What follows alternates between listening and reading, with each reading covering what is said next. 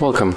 If you want to connect Bluetooth device to your Huawei MatePad T10, and first you have to open notification bar, then tap on the Bluetooth icon and click and hold it to open the Bluetooth settings, and do the same on the second device that you want to connect. So in my case, on this Huawei smartphone, click here, and right now they are looking for each other, so we have to wait a little bit. And here just simply tap on the device that you want to connect